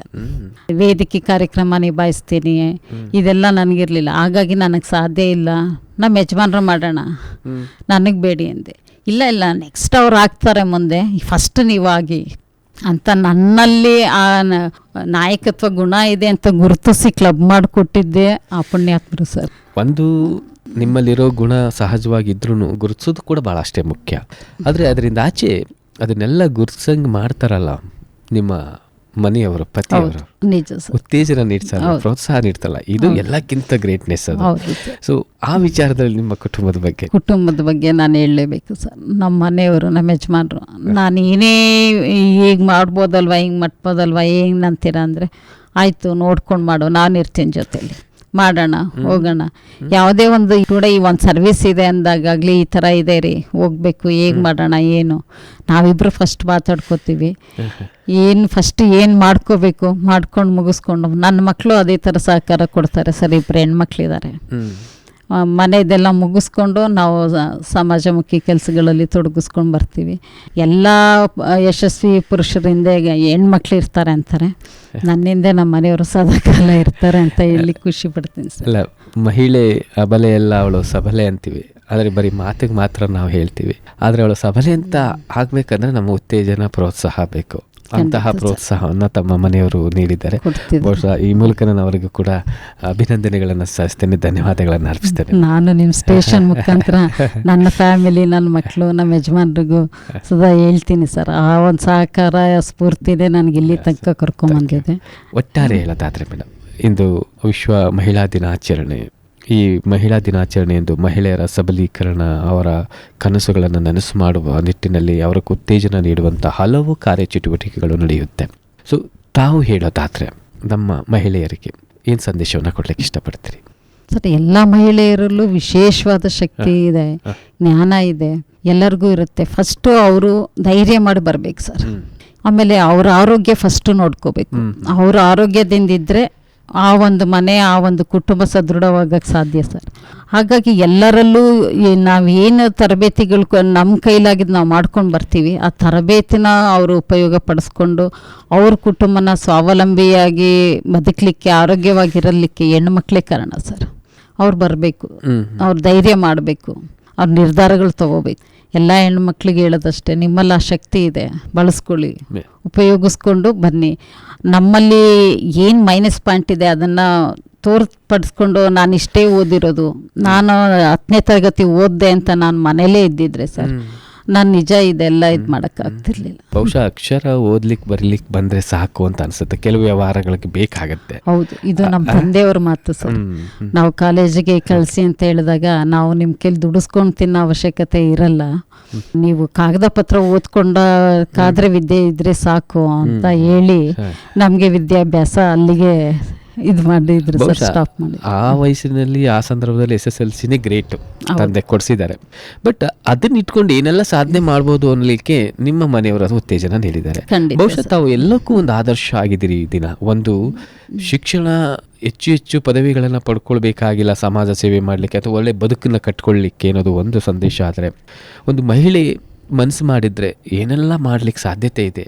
ನನ್ನ ಕುಟುಂಬ ಅಷ್ಟೇ ಅಲ್ಲ, ನನ್ನ ಕುಟುಂಬದಿಂದ ಆಚೆ ಸಮಾಜವನ್ನು ಕೂಡ ನಾನು ನೋಡ್ಕೊಳ್ಬೋದು, ಅದಕ್ಕೆ ಸೇವೆಯನ್ನು ಸಲ್ಲಿಸಬಹುದು. ಆ ಸಾಮರ್ಥ್ಯ ಮಹಿಳೆಯಲ್ಲಿ ಇದೆ ಅನ್ನೋದನ್ನು ತಾವು ತೋರಿಸಿದ್ರಿ ಮೇಡಮ್. ಖಂಡಿತ ಸರ್. ಪ್ರತಿಯೊಂದು ಗ್ರಾಮದಲ್ಲೂ ಸರ್ ಕ್ಲಬ್ ಅಂತ ಮಾಡಿದ್ಮೇಲೆ ಪ್ರತಿ ಗ್ರಾಮದಲ್ಲೂ ಹೆಲ್ತ್ ಕ್ಯಾಂಪ್ ಮಾಡ್ಕೊಂಡು ಬರ್ತೀವಿ. ಆಮೇಲೆ ಗ್ರಾಮದಲ್ಲಿರುವ ಸರ್ಕಾರಿ ಶಾಲೆ ಮಕ್ಕಳಿಗೆ ಉಚಿತವಾಗಿ ದಂತ ತಪಾಸಣೆ, ಕಣ್ಣಿನ ತಪಾಸಣೆ, ಗುಂಪು ಪರೀಕ್ಷೆ ಅಂತ ಮಾಡಿಸ್ತಿದ್ದೀವಿ. ಮಕ್ಕಳಿಗೆ ಏನೇ ಒಂದು ಆಕ್ಸಿಡೆಂಟ್ ಆಗಲಿ, ಒಂದು ಬಿದ್ದರೆ ಇದ್ದರೆ ಯಾವ ಗ್ರೂಪ್ ಅಂತ ಗೊತ್ತಿರಲ್ಲ, ಇಮಿಡಿಯೇಟ್ ಟ್ರೀಟ್ಮೆಂಟ್ ಕೊಡ್ಲಿಕ್ಕೆ ಕಷ್ಟ ಆಗುತ್ತೆ. ಹಾಗಾಗಿ ಅದ್ರ ಮಾದರಿ ಪರೀಕ್ಷೆ ಮಾಡಿಸಿ ಆ ಸ್ಕೂಲಲ್ಲಿರೋ ಸಿಬ್ಬಂದಿ ವರ್ಗದವರು, ಟೀಚರ್ಗಳು ಎಲ್ರಿಗೂ ಮಾಡಿಸಿ ಅವ್ರಿಗೆ ಯಾವುದು ಗ್ರೂಪ್ ಇದೆ ಆ ಕಾರ್ಡನ್ನು ಇಶ್ಯೂ ಮಾಡಿ ಬಂದಿರ್ತೀವಿ ಸರ್. ಆಮೇಲೆ ಆ ಮಕ್ಕಳಿಗೆ ಪರಿಸರದ ಅರಿವು ಮೂಡಿಸ್ಲಿಕ್ಕೋಸ್ಕರ ನಾನು ಟೈಲರಿಂಗ್ ತರಬೇತಿ ಮಾಡಿಸಿದ ಹೆಣ್ಣು ಮಕ್ಕಳ ಹತ್ರ ಬಟ್ಟೆ ಬ್ಯಾಗ್ ಸತತವಾಗಿ ಹೊಲಿಸ್ತಾ ಇದ್ದೀವಿ. ಅದನ್ನು ನಾವು ಬೇರೆ ಕ್ಲಬ್ನವ್ರಿಗೆ ಈಚ್ 20 ರೂಪೀಸ್ ಅಂತಲೂ ಸೇಲ್ ಮಾಡಿಸ್ತಾ ಇದ್ದೀವಿ. ಆ ಬ್ಯಾಗ್ಗಳನ್ನ ಸರ್ಕಾರಿ ಶಾಲೆ ಮಕ್ಳಿಗೆ ಕೊಟ್ಟು ಟೀಚರ್ಸ್ ಮುಖಾಂತರ ಅವ್ರಿಗೊಂದು ಅರಿವು ಕಾರ್ಯಕ್ರಮ ಮೂಡಿಸಿ ಪ್ಲಾಸ್ಟಿಕ್ ತ್ಯಜಿಸಿ ಪರಿಸರ ಉಳಿಸಿ ಬಟ್ಟೆ ಬ್ಯಾಗ್ ಬಳಸಿ ಅಂತ ಅಭಿಯಾನ ಮಾಡಿಸಿ ಆ ಮಕ್ಕಳ ಮುಖಾಂತರ ಅವರು ಪೋಷಕರಿಗೆ ತಿಳಿಸೋ ನಿಟ್ಟಿನಲ್ಲೂ ಕೆಲಸ ಮಾಡ್ತಾಯಿದ್ದೀವಿ. ಪರಿಸರ ಸಂರಕ್ಷಣೆಗೋಸ್ಕರ ಸತತವಾಗಿ ನಮ್ಮ ಕ್ಲಬ್ ಕಡೆಯಿಂದ 3 ವರ್ಷದಲ್ಲಿ ಸರ್ ಒಂದು 3-4 ಸಾವಿರ ಗಿಡಗಳು ಹಾಕ್ಕೊಂಬಂದಿದ್ದೀವಿ. ಗಿಡ ಹಾಕಿರೋದು ಮಾತ್ರ ಅಲ್ಲ, ಅದರ ರಕ್ಷಣೆಗೋಸ್ಕರ ಅದಕ್ಕೆ ಫೈಬರ್ ಕವರಿಂಗ್ ಮಾಡಿಸಿ ಅದಕ್ಕೆ ನೀರು ಹಾಕೋ ವ್ಯವಸ್ಥೆಗಳು ಪಕ್ಕದಲ್ಲಿರೋ ಶಾಲೆ ಮಕ್ಕಳುಗಳಿಗೆ ಇದು ಮಾಡಿ ಆ ಮಕ್ಳಿಗೆ ಉತ್ತೇಜನವಾಗಿ ಟ್ರ್ಯಾಕ್ ಸೂಟ್ಗಳು ಕೊಟ್ಟು ನೀವು ಇದನ್ನು ನೋಡ್ಕೊಳ್ಳಿ, ನಿಮ್ಮದು ಇದು ದೊಡ್ಡವರಾದಮೇಲೆ ನಿಮ್ಮ ಒಂದು ಒಳ್ಳೆ ಪರಿಸರ ಆಗುತ್ತೆ ಅಂತ ಅವ್ರಿಗೆ ಹೇಳಿ ಮಾಡಿಸಿದ್ದೀವಿ ಸರ್. ಸಾಕಷ್ಟು ಸಮಾಜಮುಖಿ ಕೆಲಸ. ಈಗ ಹೊಲಿಗೆ ತರಬೇತಿ ಪಡೆದ ಹೆಣ್ಮಕ್ಳಿಗೆ ಉಚಿತವಾಗಿ ಪಂಚಾಯತಿಯಿಂದ 45 ಮಿಷನ್ ಕೊಡಿಸಿದ್ವಿ. ಅದು ಒಂದು ಹೆಮ್ಮೆ ವಿಚಾರ. ಒಂದು ನಾನೇ ಕೊಡೋದು ಒಂದು ಭಾಗ ಆದರೆ ಇರುವ ಕಡೆಯಿಂದ ಇಲ್ಲದೆ ಇರೋ ಕಡೆ ತಲುಪಿಸೋದು ಇದೆಯಲ್ಲ, ಅದು ಇನ್ನೊಂದು ದೊಡ್ಡ ಕೆಲಸ. ಅದು ಸೊ ಸಾಕಷ್ಟು ಜನ ದಾನಿಗಳಿರ್ತಾರೆ, ಯಾರು ಕೊಡಬೇಕಂತ ಗೊತ್ತಿರಲ್ಲ, ಅದಕ್ಕೆ ವಿಶ್ವಾಸ ಇರೋದಿಲ್ಲ. ನಾನು ಕೊಟ್ಟಿದ್ದ ಹಣ ಕೊಟ್ಟಿದ್ದ ಧನ ಅವರಿಗೆ ನಿಜವಾಗ್ಲೂ ಉಪಯೋಗ ಆಗುತ್ತಾ ಅಂತ ಭರವಸೆ ಇರಲ್ಲ. ಅಂಥ ಭರವಸೆಯನ್ನು ಹುಟ್ಟಿಸಿ ಇಲ್ಲದೇ ಇರೋರಿಗೆ ಇರೋರ ಹತ್ರ ಕೊಡಿಸೋದಿದೆಯಲ್ಲ, ಅದು ಒಂದು ಮಹತ್ ಕಾರ್ಯನೇ. ಅವ್ರು ಸ್ವಾವಲಂಬಿಯಾಗಿ ದುಡಿಯೋದು ನೋಡಿ ಮೊನ್ನೆ ನಮ್ಮದು ಮಹಿಳಾ ದಿನಾಚರಣೆಯಲ್ಲಿ ಬಂದಾಗ ಅವರು ಹೇಳ್ಕೊಂಡ್ರು, ನಾನು ಹಿಂಗೆ ಕೆಲ್ಸಕ್ಕೆ ಹೋಗ್ತಾ ಇದ್ದೀವಿ ಗಾರ್ಮೆಂಟ್ಸ್ಗೆ ಮೇಡಮ್, ನಾನು ಮನೇಲಿ ಹೊಲಿತಾ ಇದ್ದೀನಿ ಮೇಡಮ್ ಅಂತ. ಸಾಕಲ್ಲ ಸರ್? ಎಸ್, ಖಂಡಿತ. ಇನ್ನೊಂದು, ಈ ಮಾತನಾಡಿದ ಸಂದರ್ಭದಲ್ಲಿ ಹೇಳಿದ್ರಿ ಸಾವಿರಾರು ಗಿಡಗಳನ್ನು ನೆಡೆಸಿದ್ದೀವಿ ಅಂತ. ಸಾಮಾನ್ಯವಾಗಿ ಎಲ್ಲರೂ ನೆಡ್ತೀವಿ, ಜೂನ್ 5ನೇ ತಾರೀಕು ಬಂದರೆ ಅಥವಾ ಪರಿಸರ ದಿನ ಬಂದರೆ ಎಲ್ಲರೂ ನೆಡ್ತೀವಿ, ಒಂದು ಫೋಟೋ ತೆಗೆಸ್ಕೊಳ್ತೀವಿ, ಎಲ್ಲ ಮಾಡಿ ಖುಷಿ ಪಡ್ತೀವಿ. ಬಟ್ ಆದರೆ ನೆಟ್ಟ ಗಿಡ ಬೆಳೀತಾ ಮರ ಆಯ್ತಾ, ಅದು ಆಶ್ರಯ ಕೊಡ್ತಾ ಇದೆಯಾ, ಇದನ್ನು ಯಾರೂ ಗಮನಿಸೋದಿಲ್ಲ. ಆದರೆ ಅದು ತಾವು ಫಾಲೋ ಅಪ್ ಮಾಡ್ತಾ ಇದ್ದೀರಲ್ಲ, ಇದು ಬಹಳ ಗಮನಿಸಬೇಕಾದ. ಲಾಸ್ಟ್ ಇಯರ್ ನನಗೆ ಅವಾರ್ಡ್ ಬಂತು ಸರ್, ಮೇಕ್ ಯುವರ್ ಮಾರ್ಕ್. ಇವತ್ತು ಈ ವರ್ಷ ನಾವು ಒಂದು ಗಿಡ ಹಾಕಿದ್ದೀವಿ, ಮುಂದಿನ ವರ್ಷ ಅದೆಷ್ಟು ಬೆಳೆದಿದೆ ಅನ್ನೋದಕ್ಕೋಸ್ಕರ ಅದಕ್ಕಂತಾನೆ last year governor Subrahmanya sir ಅಂತಿದ್ರು, ಮೇಕ್ ಯುವರ್ ಮಾರ್ಕ್ ಅಂದರೆ ನಾವು ಏನು ಮಾಡಿದ್ದೀವಿ ಅದನ್ನು ಚಾಪ್ ಮೂಡಿಸೋದು. ಇವತ್ತು ಗಿಡ ಆಗಿದ್ದು ನಾಳೆ ಮರ ಆಗಿದ್ದು ಅವ್ರ ಪೀರಿಯಡ್ ತನಕ ಅಂತ. ಅದ್ರಲ್ಲಿ ಸುಧಾ ನಾವು ಅವಾರ್ಡ್ ತಗೊಂಡ್ವಿ. ನಮ್ಮ ಸಾಕಷ್ಟು ಅವಾರ್ಡ್ಗಳು ತಮಗೆ ಸಿಕ್ಕಿದೆ, ಅದನ್ನೆಲ್ಲ ನಾವು ಇಲ್ಲಿ ಹೇಳಲಿಕ್ಕೆ ಸಾಧ್ಯ ಆಗಲಿಲ್ಲ, ದಯಮಾಡಿ ಕ್ಷಮಿಸಿ. ಇವತ್ತು ಈ ಕಾರ್ಯಕ್ರಮಕ್ಕೆ ಬಂದು ಮಹಿಳಾ ದಿನಾಚರಣೆ ಎಂದು ಮಹಿಳೆಯರಿಗೆ ಒಂದಷ್ಟು ಸ್ಫೂರ್ತಿ ನೀಡಿದ್ದಕ್ಕಾಗಿ, ತಮ್ಮ ಎಲ್ಲ ಅನುಭವಗಳನ್ನು ಹಂಚಿಕೊಂಡಿದ್ದಕ್ಕಾಗಿ ನಮ್ಮ ಕೇಳುಗರ ಪರವಾಗಿ ಹೃತ್ಪೂರ್ವಕ ಧನ್ಯವಾದಗಳು ಮೇಡಮ್. ತಮಗೂ ಧನ್ಯವಾದಗಳು. ಶ್ರೋತೃಗಳೇ, ಇಷ್ಟೊತ್ತು ತಾವು ಕೇಳ್ತಾ ಇದ್ರಿ, ಒಬ್ಬ ಮಹಿಳೆಯಾಗಿ ತನ್ನ ಕುಟುಂಬವನ್ನು ಸಂಭಾಳಿಸಿಕೊಂಡು ಸಮಾಜವನ್ನು ಕೂಡ ನೋಡುವಂತಹ ಒಂದು ಮನೋಭಾವ ಇರುವಂತಹ ಒಬ್ಬ ಮಹಿಳೆ ಸಮಾಜದಲ್ಲಿ ಏನೆಲ್ಲ ಸೇವೆಯನ್ನು ಮಾಡ್ಬೋದು, ಏನೆಲ್ಲ ಅವಕಾಶಗಳಿದೆ. ಅದು ಒಂದು ಹೈಸ್ಕೂಲ್ ಮಟ್ಟದಲ್ಲಿ ಓದಿದಂಥ ಮಹಿಳೆ ಹೊರಗಡೆ ಬಂದು ಒಬ್ಬ ಮಾಸ್ಟರ್ ಡಿಗ್ರಿ ಮಾಡಿದವ್ರಿಗಿಂತ ಹೆಚ್ಚಾಗಿ ಒಂದಷ್ಟು ಕೆಲಸವನ್ನು ಮಾಡಿದ್ದಾರೆ, ಒಂದಷ್ಟು ಆಲೋಚನೆಗಳನ್ನು ಬಿತ್ತಿದ್ದಾರೆ. ಬಹುಶಃ ನಾವೆಲ್ಲರೂ ಇವರನ್ನು ಮಾದರಿಯಾಗಿ ತಗೊಳ್ಬೋದು. ಯಾಕಂದರೆ ನನ್ನ ಕೈಲಿ ಸಾಧ್ಯ ಇದೆ, ಆ ಸಾಧ್ಯತೆಗಳನ್ನು ಹೊರಗೆ ತಂದರೆ ಖಂಡಿತವಾಗ್ಲೂ ಸಮಾಜಕ್ಕೆ ಒಂದಷ್ಟು ಒಳಿತಾಗುತ್ತೆ. ಪ್ರತಿಯೊಬ್ಬ ಮಹಿಳೆಯಲ್ಲೂ ಒಂದಷ್ಟು ಸಾಮರ್ಥ್ಯ ಇದೆ, ಅದಕ್ಕೆ ಉತ್ತೇಜನ ಬೇಕು, ಪ್ರೋತ್ಸಾಹ ಬೇಕು. ಅದನ್ನು ನೀಡಿದ್ದೇ ಆದರೆ ಖಂಡಿತ ನಮ್ಮ ಜ್ಯೋತಿ ಮೇಡಮ್ನಂತೆ ಸಾಕಷ್ಟು ಮಹಿಳೆಯರು ನಮ್ಮ ಸಮಾಜದಲ್ಲಿದ್ದಾರೆ. ಅವರೆಲ್ಲರೂ ಹೊರಗಡೆ ಬಂದು ಒಂದಷ್ಟು ಸೇವೆಯನ್ನು ಮಾಡುವಂಥ ಅಥವಾ ಒಂದಷ್ಟು ತಮ್ಮ ಸಾಮರ್ಥ್ಯವನ್ನು ತೋರಿಸುವಂಥ ಆಗಲಿ, ಆಗ ಮಾತ್ರ ಇಂತಹ ಮಹಿಳಾ ದಿನಾಚರಣೆಗಳಿಗೆ ಅರ್ಥ ಸಿಗುತ್ತೆ ಅಂತ ಭಾವಿಸ್ತಾ ಇವತ್ತಿನ ಕಾರ್ಯಕ್ರಮವನ್ನು ಮುಗಿಸ್ತಾ ಇದ್ದೀನಿ. ಮತ್ತೊಂದು ಕಾರ್ಯಕ್ರಮದ ಜೊತೆ ತಮ್ಮನ್ನು ಭೇಟಿಯಾಗ್ತೀನಿ. ಅಲ್ಲಿವರೆಗೂ ನಮಸ್ಕಾರ. ತಾಯಿಯ ತಂಗಿಯ ಮಡದಿಯ ರೂಪನಿ ಮಗಳ ಮುಖದಲ್ಲಿ ನಗುತ್ತಿಹೆ ನೀ ದೇವತೆ ಆದೆನಿ ಶಕ್ತಿಯ